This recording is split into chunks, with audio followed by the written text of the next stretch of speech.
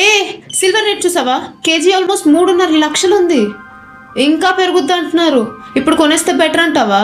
Wait, 2025లో కొన్నాళ్ళు చాలా lucky, కానీ ఇప్పుడు కొనడం కాస్త రిస్క్ అనే చెప్పొచ్చు.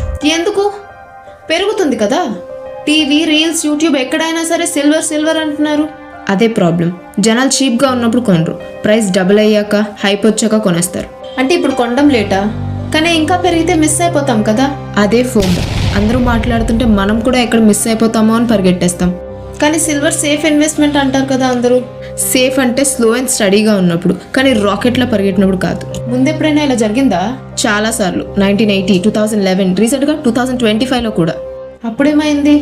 ఇది ఒక లైన్లో చెప్పలేం. ఎగ్జాక్ట్ ప్రైసెస్, క్రాషెస్, రీజన్స్తో సెపరేట్గా ఒక వీడియోలో ఎక్స్ప్లెయిన్ చేశా. ఆ వీడియో చూస్తే ఇంకా క్లియర్గా అర్థమవుతుంది. అంటే ఇప్పుడు కొంటే లాస్ అవుతారా? లాస్ అయిపోతారని కాదు, కానీ రిస్క్ చాలా ఎక్కువ. ఎర్లీ బయర్స్ ప్రాఫిట్లో ఉంటారు, కానీ లేట్ బయర్స్ జూదం ఆడినట్టే. ప్రాఫిట్ వస్తే ఎక్కువ, కానీ వచ్చే ఛాన్సెస్ తక్కువ. సో స్మార్ట్ పీపుల్ ఏం చేస్తారు?